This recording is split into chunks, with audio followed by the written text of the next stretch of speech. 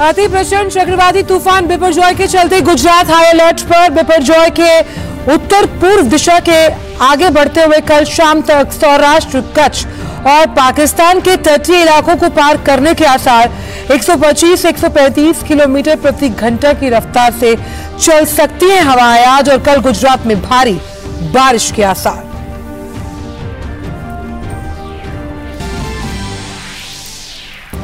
ED ने money laundering के मामले में तमिलनाडु के ऊर्जा मंत्री सेंथिल बालाजी को किया गिरफ्तार।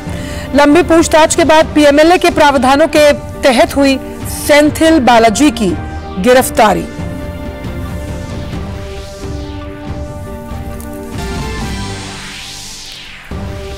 पूर्वोत्तर राज्यों मणिपुर में शांति बहाली के लिए सरकार के प्रयास लगातार जारी। असम के मुख्यमंत्री हेमंत बिस्व शर्मा आज करेंगे मणिपुर के चूड़ाचांदपुर में और कांगपोकपी जिलों का दौरा। कुकी सिविल सोसाइटी के सदस्यों के साथ शांति बहाली और समाधान के लिए भी होनी है बातचीत। भाजपा के राष्ट्रीय अध्यक्ष जेपी नड्डा अपने हिमाचल दौरे के अंतिम दिन आज मंडी में करेंगे जनसभा। भाजपा अध्यक्ष का पंजाब के होशियारपुर में भी रैली का कार्यक्रम। मोदी सरकार के 9 वर्ष के कामकाज को रखेंगे जनता के सामने। चेन्नई के पास महाबलीपुरम में आज से W20 शिखर सम्मेलन की शुरुआत। सम्मेलन में महिलाओं के स्वास्थ्य, लैंगिक समानता, सामाजिक और आर्थिक विकास पर एजेंडे के साथ सतत विकास लक्ष्यों को प्राप्त करने पर भी होगी चर्चा।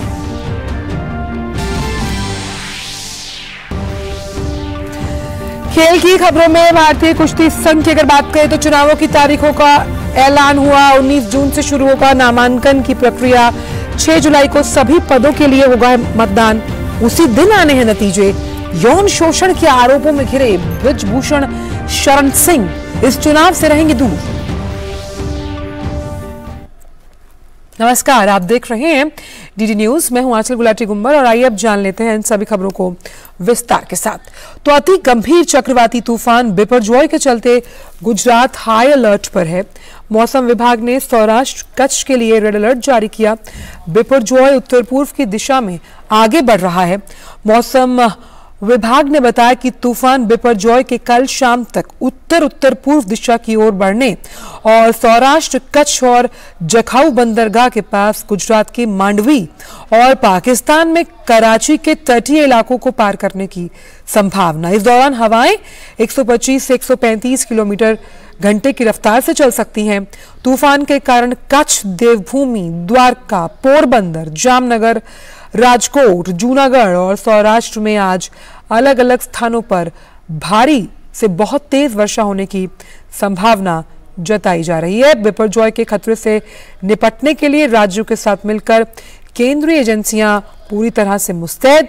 गुजरात में एनडीआरएफ, एसडीआरएफ और कई टीमें तैनात। वहीं वायुसेना और सेना की जो कार्यबल की इकाइयां हैं वो भी तैयार हैं। तो गुजरात के अमरेली में सियालबेट के ग्रामीणों तक जरूरी सामान नावों के जरिए पहुंचाया जा रहा है और राज्य सरकार लगातार हालातों पर नजर रखे हुए है। पुलिस द्वारा सभी शिविरों में सब्जियों और दूध सहित आवश्यक सामान वितरित किया जा रहा है। गुजरात में बिपरजॉय चक्रवात को लेकर मुख्यमंत्री भूपेंद्र पटेल ने लोगों से अपील कर कहा कि सरकार और प्रशासन द्वारा जारी दिशा निर्देशों का पालन किया जाए। साथ ही लोगों को घरों के अंदर रहने के लिए भी कहा गया। मुख्यमंत्री पटेल ने कहा कि जरूरत पड़ने पर लोगों को सुरक्षित स्थानों पर भेजा जाएगा। बिपरजॉय के मद्देनजर गुजरात के द्वारका में आकाशवाणी, रेडियो, दूरदर्शन समाचार के एक रिले टावर को असुरक्षित घोषित किए जाने के बाद आज ध्वस्त कर दिया गया। आकाशवाणी रेडियो के सहायक स्टेशन निदेशक रमेश चंद्र ने कहा कि चक्रवात बिपरजॉय के मद्देनजर असुरक्षित घोषित किए गए एक रिले टावर को यहां ध्वस्त कर दिया गया। बाद में यहां नया टावर बनाया जाएगा।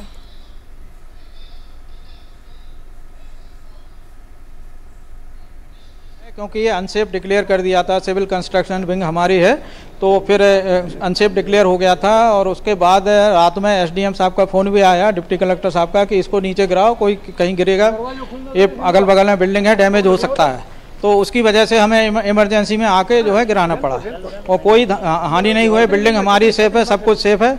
हाँ, यहाँ जो है अभी 100 मीटर टावर है जो अनसेफ था, तो अभी 10 किलोवाट का ट्रांसमीटर एफएम लगना है यहाँ, तो उसका जो है टावर नया बनाया जाएगा। तो बट अनफॉर्चुनेटली ये तूफान की वजह से इसको इमरजेंसी में हमें भी गिराना पड़ा है। चक्रवाती तूफान बिपरजॉय को लेकर आज गुजरात में रेलवे अधिकारियों की बैठक हुई। बैठक में राजकोट मंडल रेल प्रबंधक अनिल कुमार जैन भी मौजूद रहे। रेलवे ने तूफान को देखते हुए 36 ट्रेनों को कैंसिल किया। राजकोट मंडल में एक इमरजेंसी कंट्रोल रूम ऑफिसर्स के द्वारा मेंटेन किया जा रहा है राउंड द क्लॉक। साथ ही द्वारका, जामनगर और मोरबी में हमने एक मल्टी डिसिप्लिनरी टीम, जिसमें सारे डिपार्टमेंट के ऑफिसर शामिल है, और एक सीनियर ऑफिसर के नेतृत्व में तैनात की गई है, जिससे कि वो वहाँ पे रिस्टोरेशन का काम देख सके। यात्रियों की सेफ्टी को ध्यान में रखते हुए हमने 36 ट्रेनें पूरी तरह से कैंसिल करी हैं, और कुछ ट्रेनों को हमने शॉर्ट टर्मिनेट किया और शॉर्ट ओरिजिनेट किया है। मुंबई में भी चक्रवात बिपरजॉय का प्रभाव देखने को मिल रहा है। बिपरजॉय की वजह से समुद्र में ऊंची लहरें उठ रही हैं। मौसम विभाग के अनुसार मुंबई समेत कई इलाकों में आज आंशिक रूप से बादल छाए रहेंगे और गरज के साथ वर्षा और आंधी आने की संभावना है। वहीं मुंबई हवाई अड्डे पर भी यात्रियों को उड़ानों में देरी या उड़ान रद्द किए जाने से दिक्कतों का सामना करना पड़ रहा है। एयर इंडिया ने बताया कि खराब मौसम और मुंबई हवाई अड्डे के एक रनवे को अस्थायी रूप से बंद करने की वजह से उड़ानों में देरी हुई है। कुछ उड़ानें रद्द करनी पड़ी। मुंबई हवाई अड्डे के प्रवक्ता ने स्पष्ट रूप से केवल एयर इंडिया के बारे में कहा कि उसे इस समस्या का सामना करना पड़ रहा है, जबकि किसी और अन्य एयरलाइंस को ऐसी कोई परेशानी नहीं है। तो प्रवर्तन निदेशालय ने तमिलनाडु के ऊर्जा मंत्री वी सेंथिल बालाजी को आज तड़के गिरफ्तार कर लिया। ईडी ने मनी लॉन्ड्रिंग मामले में छापा कार्रवाई पूरा करने के बाद सेंथिल बालाजी को हिरासत में ले लिया। वी सेंथिल बालाजी को लंबी पूछताछ के बाद पीएमएलए एक्ट के तहत गिरफ्तार किया गया। इसके बाद उन्हें मेडिकल जांच के लिए चेन्नई के ओमांदुरार सरकारी अस्पताल ले जाया गया और इस दौरान उन्हें रोते हुए देखा गया। उल्लेखनीय है कि नौकरी के लिए नकदी घोटाले के तहत पिछले महीने सुप्रीम कोर्ट ने पुलिस और ईडी को जांच की अनुमति दी थी। ईडी ने धन शोधन निवारण अधिनियम के प्रावधान के तहत तमिलनाडु के ऊर्जा मंत्री के आवास की तलाशी ली। पिछले महीने आयकर विभाग ने भी बालाजी के करीबियों के घर छापा मारा था। छापा तमिलनाडु की राजधानी चेन्नई में स्थित सेंथिल के घर के अलावा उनके पैतृक निवास करूर में भी मारा गया। सेंथिल बालाजी की गिरफ्तारी के बाद तमिलनाडु के मुख्यमंत्री स्टालिन ने मंत्रियों की बैठक बुलाई। खबर दक्षिण कश्मीर से, जहां राज्य जांच एजेंसी की टीम ने दक्षिण कश्मीर की 3 जिलों में छापा मारा। आधिकारिक सूत्रों ने बताया कि पुलिस और सीआरपीएफ के साथ मिलकर एसआईए ने दक्षिण कश्मीर के पुलवामा, शोपियां और अनंतनाग जिले में छापा मारा। ये छापा bank ATM guard Sanjay Kumar Sharma हत्याकांड की जांच के सिलसिले में मारा गया। आतंकियों ने इसी साल 26 फरवरी को पुलवामा के अच्छन गांव में कश्मीरी पंडित संजय शर्मा की गोली मारकर दिन दहाड़े हत्या कर दी थी। संजय शर्मा घाटी में एक बैंक में गार्ड के तौर पर कार्यरत थे। इससे पहले एसआईए ने 1 जून को भी सिलसिले में पुलवामा, शोपियां, अनंतनाग जिले में 9 अलग अलग स्थानों पर छापे मारे थे। वक्त एक ब्रेक का।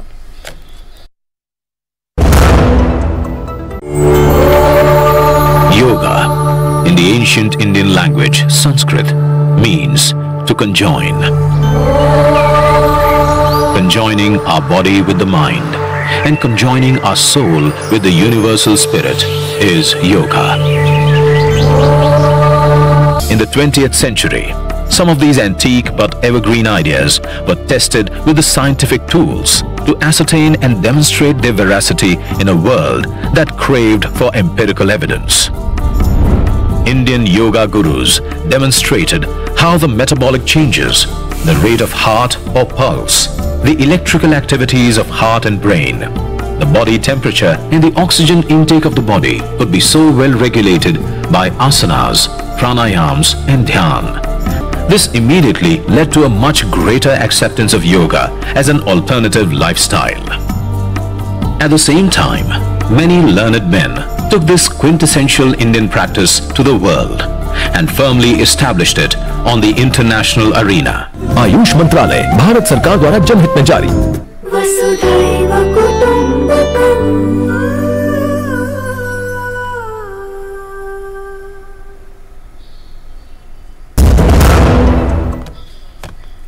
ब्रेक के बाद सभी का स्वागत। रुक करते अगली खबर का। चेन्नई के पास महाबलीपुरम में आज से महिला 20 शिखर सम्मेलन की शुरुआत होनी है। केंद्रीय महिला एवं बाल विकास मंत्री स्मृति ईरानी इस कार्यक्रम में मुख्य भाषण देंगी। इस सम्मेलन में महिलाओं के स्वास्थ्य, लैंगिक समानता, सामाजिक और आर्थिक विकास पर एजेंडे के साथ सतत विकास लक्ष्यों को प्राप्त करने पर चर्चा होनी है। इस सम्मेलन में प्रगति और प्रमोशन के रास्ते में आने वाली बाधाओं, व्यापार और निवेश के माध्यम से आर्थिक सशक्तिकरण और सक्षम देखभाल, अर्थव्यवस्था के लिए सेवाओं और बुनियादी ढांचे में निवेश जैसे विषयों पर आयोजित सत्रों में चर्चा की जाएगी। तमिलनाडु के मुख्यमंत्री M.K. स्टालिन समापन सत्र में मुख्य भाषण देंगे। प्रतिनिधियों को 17 जून को राज्य पर्यटन विभाग द्वारा यूनेस्को विरासत स्थलों के भ्रमण के लिए भी ले जाया जाएगा। प्रधानमंत्री आगामी 18 जून को लोकप्रिय मासिक रेडियो कार्यक्रम मन की बात में देशवासियों के साथ अपने विचार साझा करेंगे। ये इस कार्यक्रम की 102वीं श्रृंखला होगी। एक ट्वीट के जरिए प्रधानमंत्री ने अपने इस कार्यक्रम के लिए देशवासियों से सुझाव मांगे। लोग इस कार्यक्रम के लिए अपने सुझाव नमो ऐप और MyGov पर भेज सकते हैं। इसके अलावा टेलीफोन नंबर 1800117800 पर भी अपने सुझाव दिए जा सकते हैं। जम्मू कश्मीर के उपराज्यपाल मनोज सिन्हा ने पहलगाम का दौरा कर आगामी 1 जुलाई से शुरू होने वाली अमरनाथ यात्रा से पहले व्यवस्थाओं और कार्यों की समीक्षा की।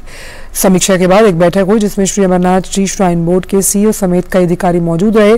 बैठक में उपराज्यपाल ने सभी संबंधित विभागों को मार्ग के सभी हिस्सों पर बर्फ की सफाई, हेलीपैड संचालन, स्वास्थ्य सुविधाओं, पानी और बिजली की आपूर्ति, टेंट और दुकानें, आपदा प्रबंधन, आवास के लिए आकस्मिक योजना से संबंधित व्यवस्था की प्रशंसा की।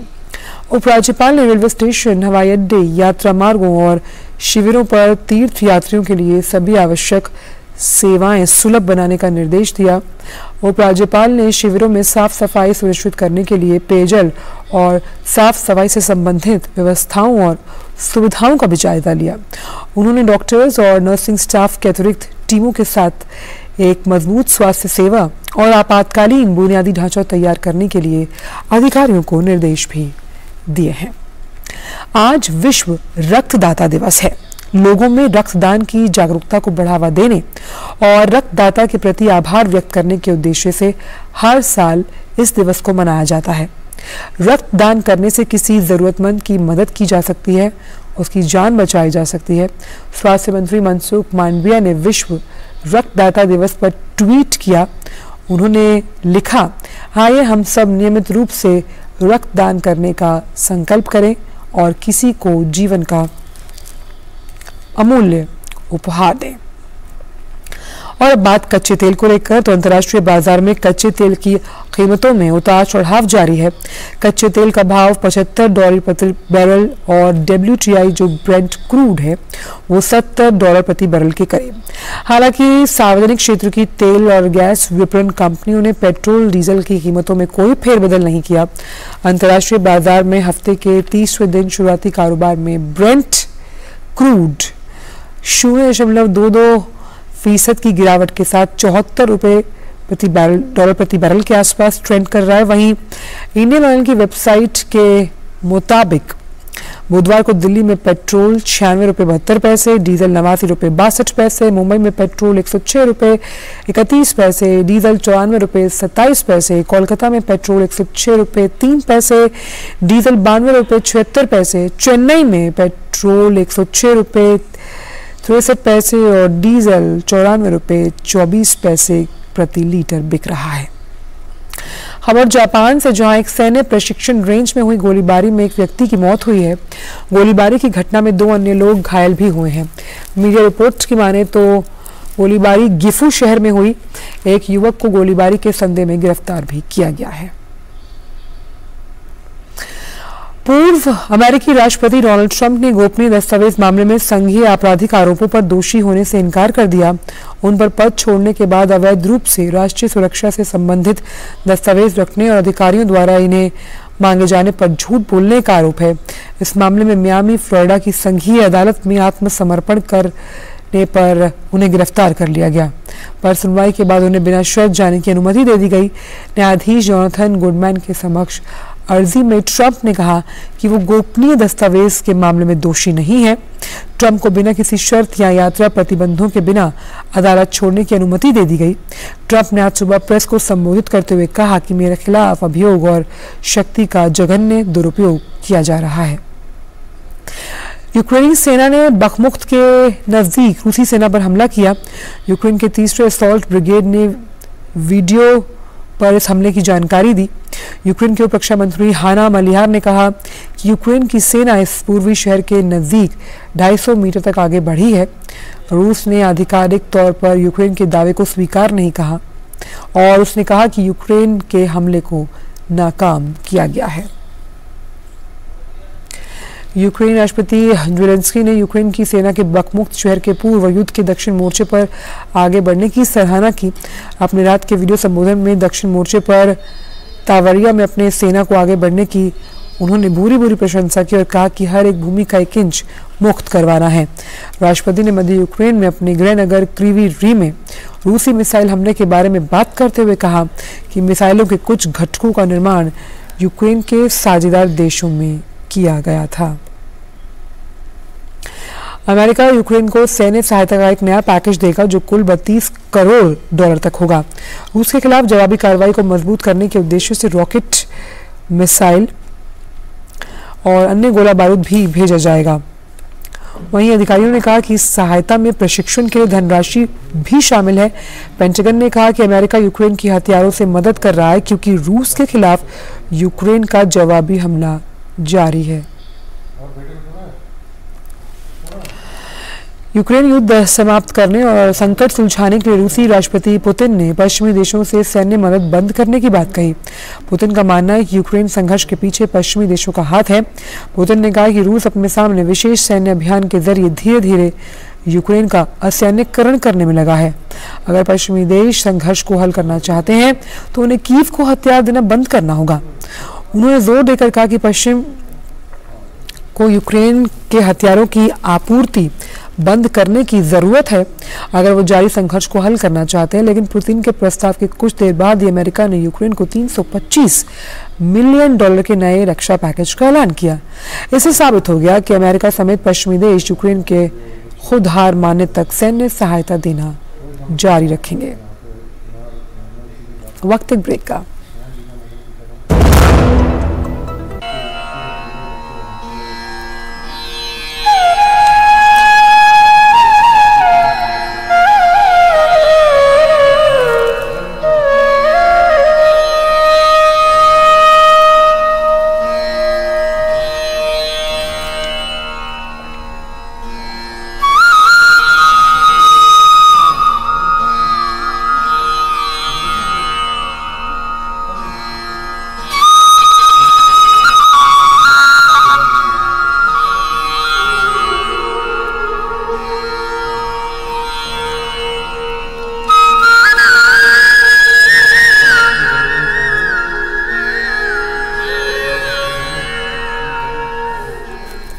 आयुष मंत्रालय भारत सरकार द्वारा जनहित में जारी।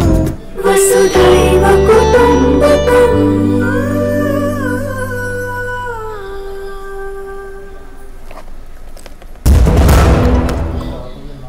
ब्रेक के बाद सभी का स्वागत। रुक करते हैं खेल जगत की कुछ अहम खबरों के लिए स्पोर्ट्स रैप पर। पाकिस्तान के बिश्केक में आयोजित एशियाई कुश्ती चैंपियनशिप के आखिरी दिन भारतीय पहलवानों ने 7 पदक जीते। इसके साथ ही भारत फ्री स्टाइल प्रतियोगिता में दूसरे स्थान पर रहा। प्रतियोगिता के आखिरी दिन खेले गए 55 किलोग्राम के फ्री स्टाइल मुकाबले में भारत के अंकुश ने स्वर्ण पदक जीतने में सफलता हासिल की। वहीं 42 किलोग्राम भार वर्ग के फ्री स्टाइल स्पर्धा में भारत के ही धनराज भरत शिर्के ने रजत पदक अपने नाम किया। जबकि रुपेश ने 48 किलोग्राम भार वर्ग के फ्री स्टाइल स्पर्धा का रजत पदक जीता। 51 किलोग्राम भार वर्ग के फ्री स्टाइल स्पर्धा का रजत पदक भारत के रोहित ने अपने नाम किया। वहीं तुषार, विनय और जसपूरन को कांस्य पदक से संतोष करना पड़ा। भारतीय कुश्ती संघ के चुनाव की तारीखों का ऐलान हो गया है। 6 जुलाई को सभी पदों के लिए मतदान होंगे। उसी दिन नतीजा भी सामने आ जाएगा। चुनाव के लिए नामांकन की प्रक्रिया 19 जून को शुरू होगी।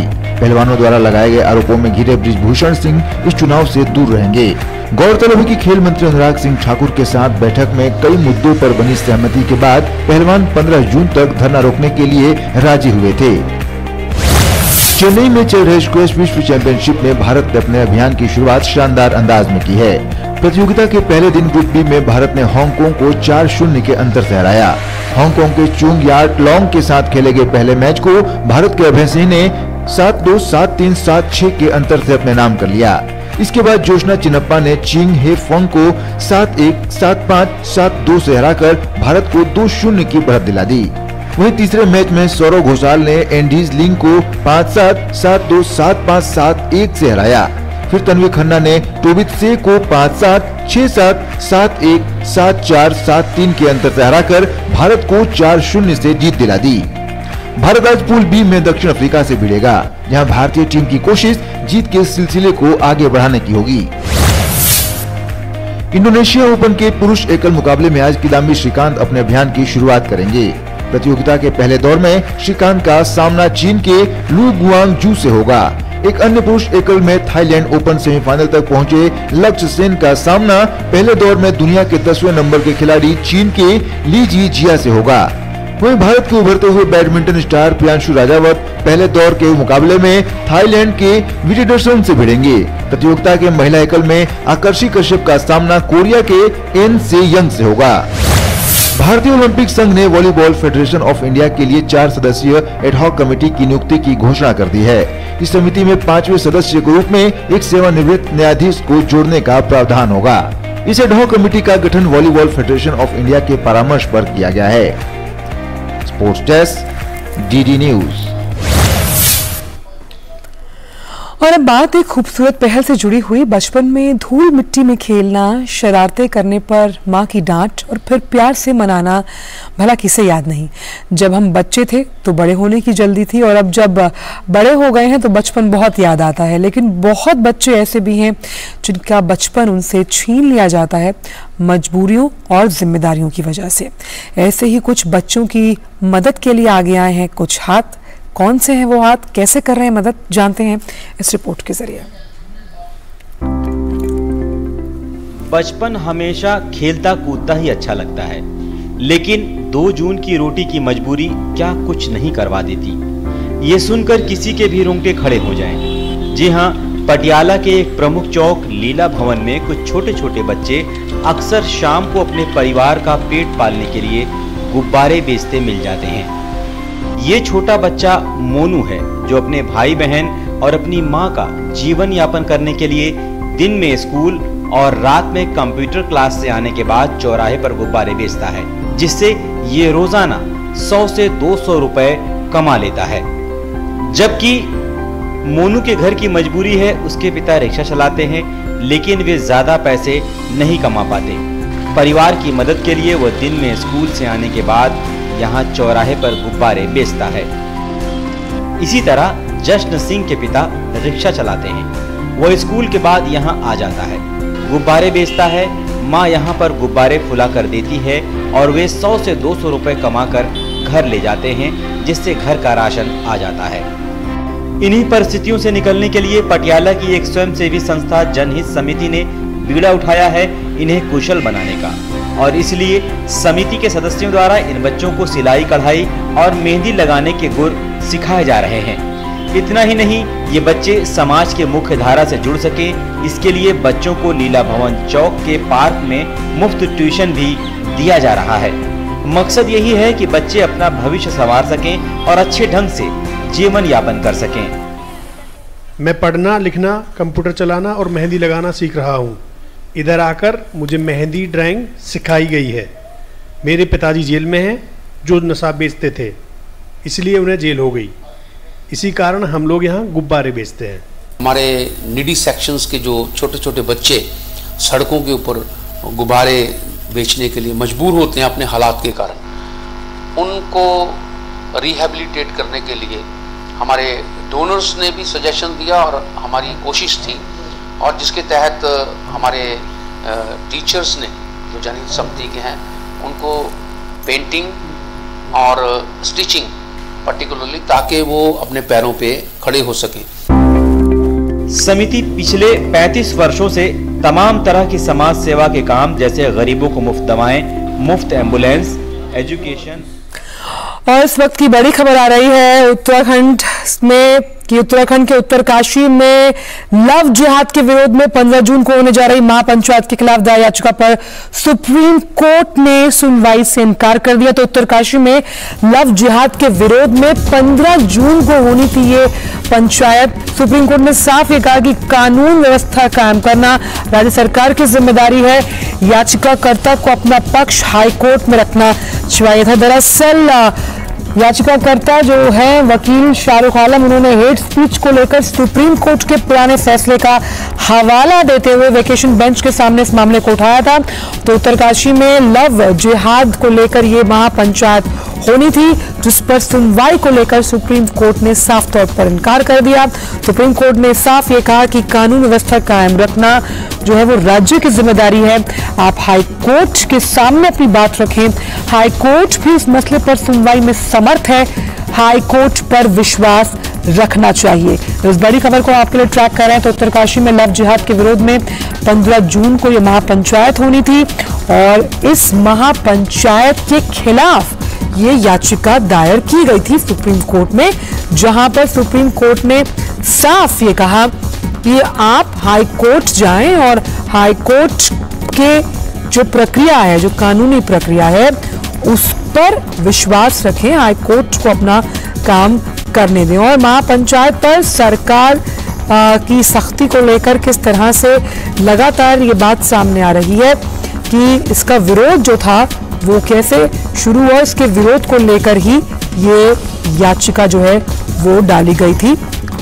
और उत्तराखंड का अगर जिक्र किया जाए तो वहाँ पर जो कई संगठन हैं उनका महापंचायत लव जिहाद के खिलाफ करने का ये कार्यक्रम है। और साफ तौर पर वहाँ के जो ब्लॉक प्रबंधन और संगठन के कोई जो नेता हैं उनका ये मानना है कि महापंचायत में कानूनी उल्लंघन नहीं है, ये हक देता है संविधान हमें। और हालांकि सुप्रीम कोर्ट ने भी कहा कि जो भी आप अपनी बात, अपना पक्ष है वो आप हाई कोर्ट में रखिए, और महापंचायत के खिलाफ जो ये याचिका दायर की गई थी उस पर सुनवाई से इनकार किया गया है। विकास सारथी हमारे साथ जुड़ गए फोन लाइन पर। तो विकास, हम मान सकते हैं जिस याचिकाकर्ता ने याचिका डाली थी कि महापंचायत के खिलाफ याचिका डाली गई थी सुप्रीम कोर्ट ने एक झटका, क्योंकि साफ तौर पर सुप्रीम कोर्ट ने सुनवाई से इनकार किया और कहा कि आप हाई कोर्ट चले जाइए। जी असल देखिए, इसमें सुप्रीम कोर्ट का एक पुराना आदेश है जिसमें ये कहा गया है कि जब भी कोई ऐसे आयोजन हो जहां पर हेट स्पीच की आशंका है तो प्रशासन को ये देखना चाहिए कि क्या इसके लिए परमिशन दिए जाने की जरूरत है, और अगर हेट स्पीच होती है तो कार्रवाई की जाए। यहाँ पर इसी मांग के साथ एक याचिकाकर्ता आए तो उन्होंने कहा था कि जो इस पूरे महापंचायत का विषय है वो अपने आप में ही काफी विवादास्पद है और हेट स्पीच से जुड़ा हुआ मामला है। लेकिन सुप्रीम कोर्ट ने, वेकेशन बेंच ने यह कहा कि उन्हें कोई जरूरत कभी नहीं लगती है कि वो इसमें दखल देकर के इस कार्यक्रम के आयोजन पर रोक लगाएं। ये भी कहा याचिकाकर्ता को कि अगर आपको इसमें किसी तरह का लीगल इंटरफेरेंस चाहिए, कोर्ट से कोई दखल चाहिए, तो आप हाईकोर्ट जाकर के वहां पर भी याचिका लगा सकते हैं। आर्टिकल 226 में हर कोई स्वतंत्र है हाईकोर्ट जाकर के किसी तरह की रिट फाइल करने के लिए, अपने अधिकार की सुरक्षा के लिए। तो हाईकोर्ट उतने ही ताकतवर हैं, उतनी ही शक्तियां हाईकोर्ट के पास हैं, इसीलिए बेहतर ये होगा कि अगर उनको जरूरत लगती है तो वो हाईकोर्ट जाएं। सुप्रीम कोर्ट इसमें फिलहाल कोई इंटरफेरेंस नहीं करने वाला। जब इस तरह से मामले आते हैं सामने विकास, और सुप्रीम कोर्ट किसी याचिका को सुनने से इनकार कर हाईकोर्ट का हवाला देता है, ऐसे में याचिकाकर्ता के पास क्या विकल्प है? क्योंकि जो मैं खबर पढ़ पा रही हूँ उसमें यह है कि जो डीजीपी है वहां के, जहां महापंचायत होनी है, उन्होंने परमिशन देने से इनकार किया और अब सुप्रीम कोर्ट ने भी सुनवाई से इनकार कर दिया और वहां पर निषेधाज्ञा भी लागू की गई है। अब बिल्कुल कोर्ट ने यही कहा कि आप हाईकोर्ट की अथॉरिटी को हल्के में ना ले। हाईकोर्ट के पास पूरी ताकत है, अगर वो इस आयोजन को रोकना चाहेगा या इसको किसी तरह का कोई ऐसा आदेश देना चाहेगा कि यहाँ पर हेट स्पीच ना हो, हेट स्पीच की आशंका किसी तरह से पैदा ना हो, तो वो अपने आप में उचित आदेश जारी करेगा। जो इस कार्यक्रम का पूरा आयोजन कर रहे हैं, जो लोगों से आह्वान कर रहे हैं वहां पंचायत में भाग लेने के लिए, उनकी जिम्मेदारी तय की जा सकती है कि वो लोग इंश्योर करें कि इसमें किसी भी तरह के कानून का उल्लंघन ना हो, हेट स्पीच की कोई ऐसी बात ना हो। लेकिन सुप्रीम कोर्ट ने मोटे तौर पे ये कहा है कि उन्हें ये कोई वजह नहीं दिखती है कि वो दखल देते हुए इस मामले में किसी तरह का निर्देश दें, कोई आदेश जारी करें। बहुत बहुत शुक्रिया विकास इन तमाम जानकारी को आपसे साझा करने के लिए। तो उत्तराखंड के उत्तरकाशी में लव जिहाद के विरोध में जो महापंचायत होने वाली है, उस पर सुप्रीम कोर्ट ने जो याचिकाकर्ता की याचिका है उस पर सुनवाई से इनकार करते हुए कहा कि आप अपना पक्ष हाई कोर्ट में रखें। और फिलहाल वक्त एक छोटे से ब्रेक का है।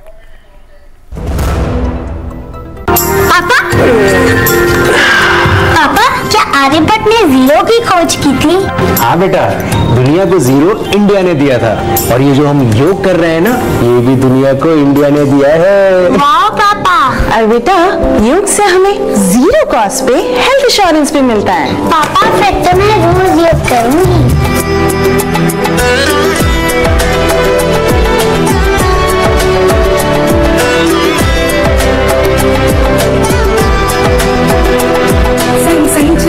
बढ़ते रहो, योग सभी करते रहो, संग संग चलो बढ़ते रहो, योग सभी करते रहो।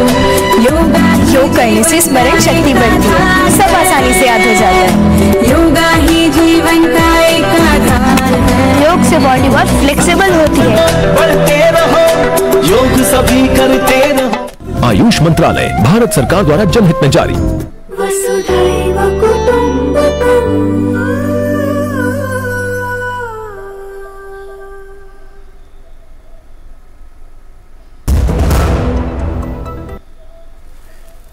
ब्रेक के बाद सभी का स्वागत। तो अति गंभीर चक्रवाती तूफान बिपरजॉय के चलते गुजरात हाई अलर्ट पर है। मौसम विभाग ने सौराष्ट्र और कच्छ के लिए रेड अलर्ट जारी किया है। बिपरजॉय उत्तर पूर्व की दिशा में आगे बढ़ रहा है। मौसम विभाग ने बताया कि तूफान बिपरजॉय के कल शाम तक उत्तर उत्तर पूर्व दिशा की ओर बढ़ने और सौराष्ट्र, कच्छ और जखाऊ बंदरगाह के पास गुजरात के मांडवी और पाकिस्तान में कराची के तटीय इलाकों को पार करने की संभावना है। इस दौरान हवाएं 125 से 135 किलोमीटर प्रति घंटा की रफ्तार से चल सकती हैं। तूफान के कारण कच्छ, देवभूमि, द्वारका, पोरबंदर, जामनगर, राजकोट, जूनागढ़ और सौराष्ट्र में आज अलग अलग स्थानों पर भारी से बहुत तेज वर्षा होने की संभावना है। बिपरजॉय के खतरे से निपटने के लिए राज्यों के साथ मिलकर केंद्रीय एजेंसियां पूरी तरह से मुस्तैद हैं। गुजरात में एनडीआरएफ, एसडीआरएफ की कई टीमें तैनात हैं। वहीं वायुसेना और सेना की जो कार्यबल की इकाइयां हैं वो भी तैयार हैं।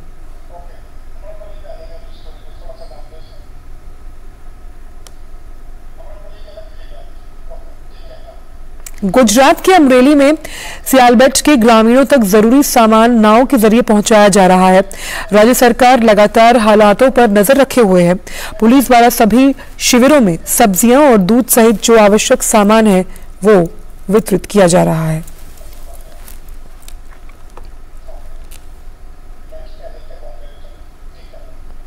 मुंबई में भी चक्रवात बिपरजॉय का प्रभाव देखने को मिल रहा है। बिपरजॉय की वजह से समुद्र में ऊंची लहरें उठ रही हैं। मौसम विभाग के अनुसार मुंबई समेत कई इलाकों में आज आंशिक रूप से बादल छाए रहेंगे और गरज के साथ वर्षा और आंधी आने की संभावना है।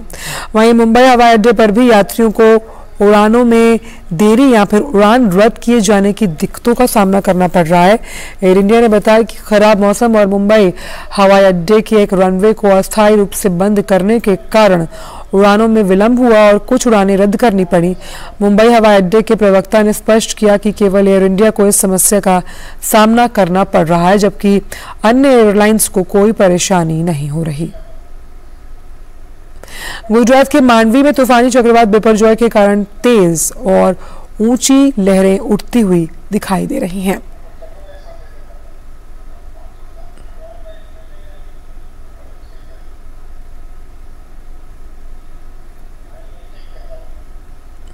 द्वारका के एसडीएम पार्थ तलसानिया ने कहा कि चक्रवात थोड़ा पश्चिम की तरफ मुड़ गया है, अब शायद द्वारका बिपरजॉय से कम प्रभावित होगा। हम पूरी तरह तैयार हैं। हमने पूरे जिले में करीब 4,500 लोगों को सुरक्षित शेल्टर होम में पहुंचा दिया है। शाम से जो साइक्लोन की डायरेक्शन में चेंजेस हुए हैं, साइक्लोन अभी पहले जो द्वारका से ज़्यादा नज़दीक से जाने वाला था, अब वो थोड़ा वेस्टवर्ड मूवमेंट कर गया है। तो अभी द्वारका को जो पहले इफेक्ट होने वाली थी वो शायद कम हो। अभी भी हम 80 to 100 किलोमीटर की विंड स्पीड एक्सपेक्ट कर रहे हैं और 8 to 10 इंच रेनफॉल एक्सपेक्ट कर रहे हैं। लेकिन we are prepared for everything. हमने लोगों को पूरे ज़िले में तकरीबन 4,500 लोगों को शिफ्ट कर दिया है, उनको सेफली शेल्टर होम में रख रहे हैं। द्वारका और ओखा दोनों में एक एनडीआरएफ की टीमें रख दी गई हैं। ईडी ने तमिलनाडु के ऊर्जा मंत्री वी सेंथिल बालाजी को आज तड़के गिरफ्तार कर लिया। ईडी ने मनी लॉन्ड्रिंग मामले में छापा कार्रवाई पूरा करने के बाद सेंथिल बालाजी को हिरासत में ले लिया। वी सेंथिल बालाजी को लंबी पूछताछ के बाद पीएमएलए एक्ट के तहत गिरफ्तार किया गया।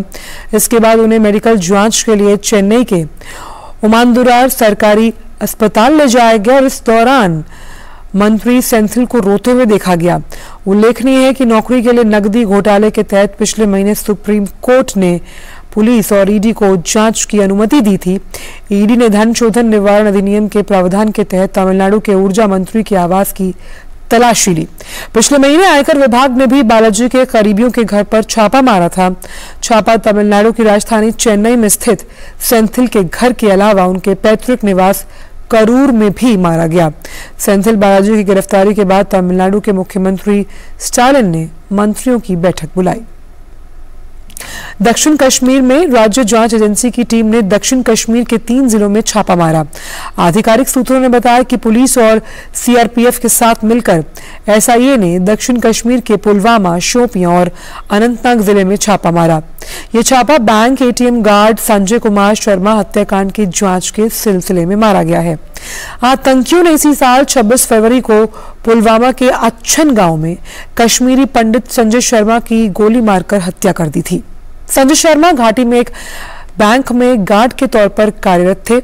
इससे पहले एसआईए ने 1 जून के सिलसिले में पुलवामा, शोपियां और अनंतनाग जिलों में 9 अलग-अलग स्थानों पर छापे मारे थे।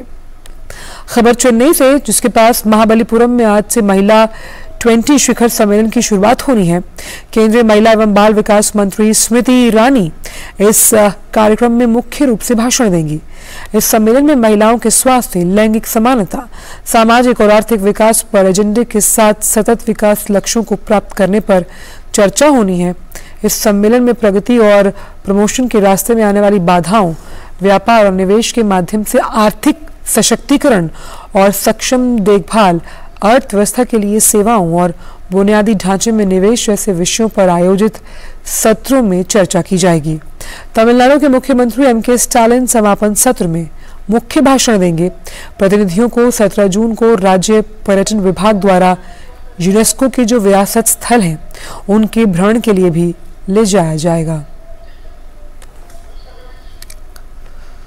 प्रधानमंत्री आगामी 18 जून को लोकप्रिय मासिक रेडियो कार्यक्रम में मन की बात में देशवासियों को अपने विचार से अवगत कराएंगे, अपने विचार साझा करेंगे। ये इस कार्यक्रम की 102वीं श्रृंखला होगी। एक ट्वीट के जरिए प्रधानमंत्री ने अपने इस कार्यक्रम के लिए देशवासियों से सुझाव मांगे। लोग इस कार्यक्रम के लिए अपने सुझाव नमो ऐप और MyGov पर भेज सकते हैं। इसके अलावा टेलीफोन नंबर 1800117800 पर भी आप अपने सुझाव दे सकते हैं। आज विश्व रक्तदाता दिवस है। लोगों में रक्तदान की जागरूकता को बढ़ावा देने और रक्तदाता के प्रति आभार व्यक्त करने के उद्देश्य से हर साल ये दिवस मनाया जाता है। रक्तदान करने से किसी जरूरतमंद की मदद की जा सकती है और उसकी जान को बचाया जा सकता है। स्वास्थ्य मंत्री मनसुख मांडविया ने विश्व रक्तदाता दिवस पर ट्वीट किया और उन्होंने लिखा कि आइए हम सब नियमित रूप से रक्तदान करने का संकल्प करें और किसी को जीवन का अमूल्य उपहार दें। खबर जापान से, जहां एक सैन्य प्रशिक्षण रेंज में हुई गोलीबारी में एक व्यक्ति की मौत हुई है। गोलीबारी की घटना में 2 अन्य लोग घायल हुए। मीडिया रिपोर्ट्स के अनुसार गोलीबारी गिफू शहर में हुई। युवाओं को एक युवक को गोलीबारी के संदेह में गिरफ्तार किया गया है। पूर्व अमेरिकी राष्ट्रपति डोनाल्ड ट्रंप ने गोपनीय दस्तावेज मामले में संघीय आपराधिक आरोपों पर दोषी होने से इनकार किया। उन पर पद छोड़ने के बाद अवैध रूप से राष्ट्रीय सुरक्षा से संबंधित दस्तावेज रखने और अधिकारियों द्वारा इन्हें मांगे जाने पर झूठ बोलने का आरोप है। इस मामले में मियामी, फ्लोरिडा के संघीय अदालत में आत्मसमर्पण करने पर उन्हें गिरफ्तार किया गया, पर बाद में सुनवाई के बाद उन्हें बिना शर्त जाने की अनुमति दे दी गई। न्यायाधीश जोनाथन गुडमैन के समक्ष अर्जी में ट्रंप ने कहा कि गोपनीय दस्तावेज मामले में वो दोषी नहीं है। ट्रंप को बिना किसी शर्त या यात्रा प्रतिबंधों के बिना अदालत छोड़ने की अनुमति दे दी गई। ट्रंप ने आज सुबह प्रेस को संबोधित करते हुए अपने खिलाफ अभियोग को और शक्ति का गलत और जघन्य दुरुपयोग बताया। यूक्रेन की सेना ने बखमुख्त के नजदीक रूसी सेना पर हमला किया। यूक्रेन के तीसरे असॉल्ट ब्रिगेड ने एक वीडियो के जरिए इसकी जानकारी दी। यूक्रेनी उप रक्षा मंत्री हाना मलियार ने कहा कि यूक्रेन की सेना पूर्वी शहर के नजदीक 250 मीटर से आगे बढ़ चुकी है। हालांकि रूस ने आधिकारिक तौर पर यूक्रेन के दावे को स्वीकार नहीं किया और कहा कि उसने यूक्रेन के हमले को नाकाम किया है। यूक्रेन राष्ट्रपति व्लादिमीर ज़ेलेंस्की ने यूक्रेन की सेना के बख्तमुख शहर के पूर्व और युद्ध के दक्षिण मोर्चे पर आगे बढ़ने की सराहना की है और अपने रात के वीडियो संबोधन में दक्षिण मोर्चे पर तावरिया में अपनी सेना के आगे बढ़ने की प्रशंसा करते हुए उन्होंने कहा कि एक भूमि का इंच भी मुक्त करवाना है। राष्ट्रपति ने मध्य यूक्रेन में अपने गृह नगर क्रीवी री में रूसी मिसाइल हमले के बारे में बात करते हुए कहा कि मिसाइलों के कुछ घटकों का निर्माण यूक्रेन के साझेदार देशों में हुआ है। अमेरिका यूक्रेन को सैन्य सहायता का एक नया पैकेज देगा जो कुल 32 करोड़ डॉलर तक होगा। रूस के खिलाफ जवाबी कार्रवाई को मजबूत करने के उद्देश्य से रॉकेट, मिसाइल और अन्य गोला बारूद भेजे जाएंगे। अधिकारियों ने कहा कि इस सहायता में प्रशिक्षण के लिए धनराशि भी शामिल है। पेंटागन ने कहा कि अमेरिका यूक्रेन की हथियारों से मदद कर रहा है क्योंकि रूस के खिलाफ यूक्रेन का जवाबी हमला जारी है। वक्त एक ब्रेक का।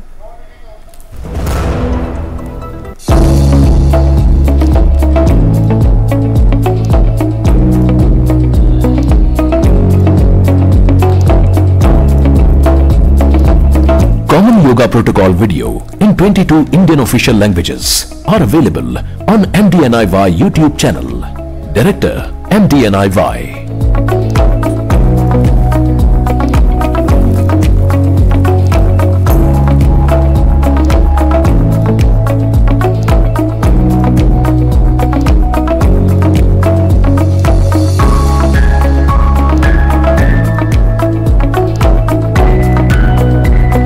Common Yoga Protocol video in 22 Indian official languages are available on MDNIY YouTube channel.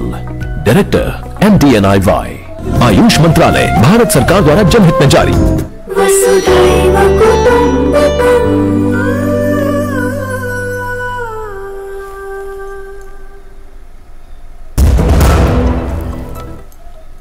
Break के बाद सभी का स्वागत। रुक करते हैं अन्य अंतर्राष्ट्रीय खबरों का। यूक्रेन युद्ध समाप्त करने और संकट सुलझाने के लिए रूसी राष्ट्रपति व्लादिमीर पुतिन ने पश्चिमी देशों से सैन्य मदद बंद करने की बात कही।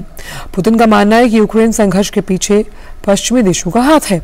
पुतिन ने कहा कि रूस अपने विशेष सैन्य अभियान के जरिए धीरे धीरे यूक्रेन का असैन्यकरण करने में लगा हुआ है।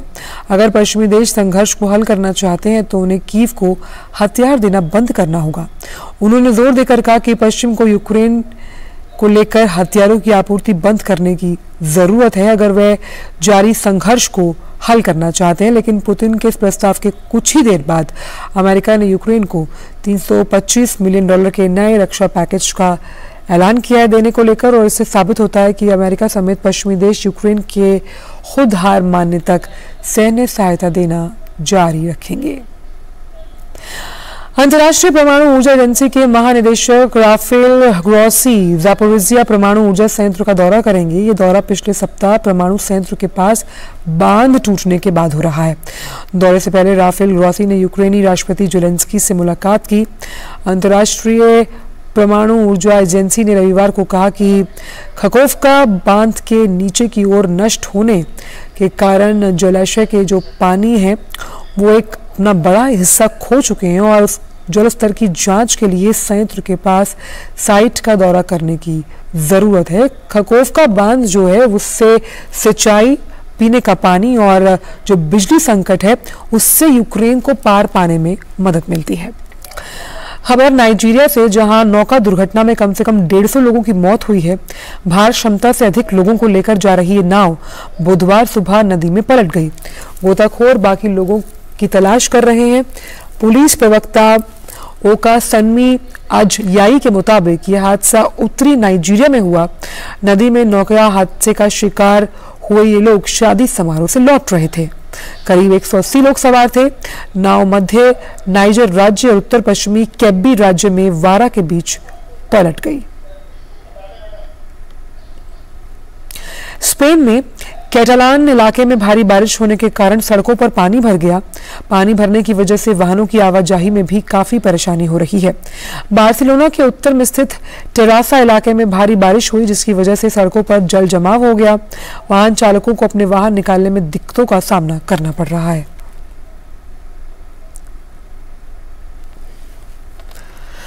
अमेरिकी विशेष जलवायु दूत जॉन केरी ने कहा कि जलवायु परिवर्तन से निपटने के लिए वैश्विक कदम उठाए जाने की जरूरत है। संयुक्त राष्ट्र सुरक्षा परिषद को संबोधित करते हुए जॉन केरी ने यह कहा कि दुनिया को कोयले और अन्य जो जीवाश्म ईंधन है उस पर अपनी निर्भरता को कम करना चाहिए। साथ ही उन्होंने ये भी कहा कि एक ऐसा संकट है जिस पर देशों को हर साल अरबों डॉलर खर्च करना होता है और इसे रोकने की जरूरत है। अमेरिका चीन के बाद दुनिया का दूसरा सबसे ग्रीन हाउस गैसों का बड़ा उत्सर्जक देश है। संयुक्त राष्ट्र शरणार्थी एजेंसी के प्रमुख ने कहा कि दुनिया भर में शरणार्थियों की संख्या बढ़कर 11 करोड़ हो चुकी है। यूक्रेन और सूडान में हुए संघर्षों के बाद लाखों की संख्या में लोग अपने घरों को छोड़ने को मजबूर हैं। यूएनएचआरसी की तरफ से एक रिपोर्ट जो जारी की गई है उसके अनुसार पिछले साल अंत तक करीब 1 करोड़ 90 लाख लोग मजबूरी में अपना घर छोड़ चुके थे, जिसकी वजह से जो शरणार्थियों की संख्या है वो 10 करोड़ 84 लाख हो गई थी। सूडानी संघर्ष के बाद ये संख्या बढ़कर 11 करोड़ हो गई। खबर ब्राजील से, जहां के रियो डी जेनेरो में सी ऑफ मिरर्स नामक लगी एक डिजिटल प्रदर्शनी को देखकर लोग मंत्रमुग्ध हो गए।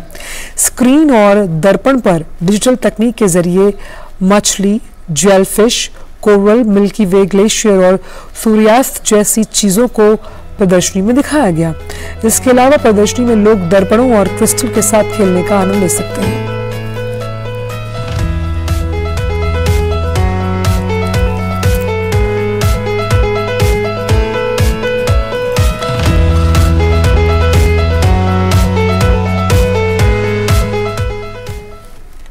और जानते हैं खेल जगत की कुछ अहम खबरें स्पोर्ट्स रैप के जरिए।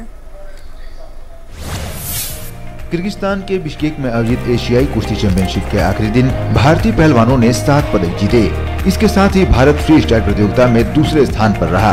प्रतियोगिता के आखिरी दिन खेले गए 55 किलोग्राम के फ्री स्टाइल मुकाबले में भारत के अंकुश ने स्वर्ण पदक जीतने में सफलता हासिल की।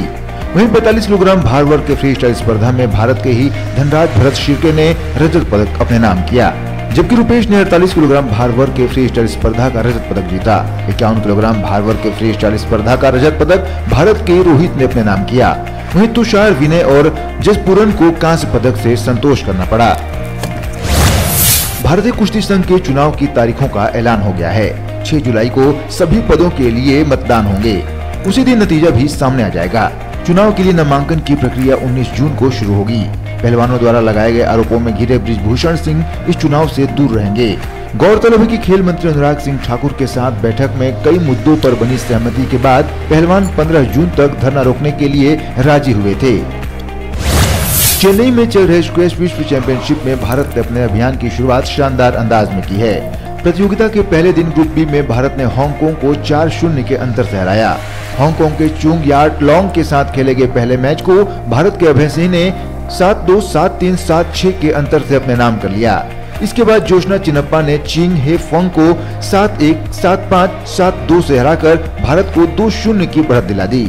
वहीं तीसरे मैच में सौरव घोषाल ने एंडीज लिंक को 5-7, 7-2, 7-5, 7-1 से हराया। फिर तन्वी खन्ना ने टोबित से को 5-7, 6-7, 7-1, 7-4, 7-3 के अंतर से हराकर भारत को 4-0 से जीत दिला दी। भारत आज पूल बी में दक्षिण अफ्रीका से भिड़ेगा, जहां भारतीय टीम की कोशिश जीत के सिलसिले को आगे बढ़ाने की होगी। इंडोनेशिया ओपन के पुरुष एकल मुकाबले में आज किदाम्बी श्रीकांत अपने अभियान की शुरुआत करेंगे। प्रतियोगिता के पहले दौर में श्रीकांत का सामना चीन के लू गुआंगजू से होगा। एक अन्य पुरुष एकल में थाईलैंड ओपन सेमीफाइनल तक पहुंचे लक्ष्य सेन का सामना पहले दौर में दुनिया के 10वें नंबर के खिलाड़ी चीन के ली जी जिया से होगा। वहीं भारत के उभरते हुए बैडमिंटन स्टार प्रियांशु राजावत पहले दौर के मुकाबले में थाईलैंड के विटेडरसन से भिड़ेंगे। प्रतियोगिता के महिला एकल में आकर्षी कश्यप का सामना कोरिया के एन से यंग से होगा।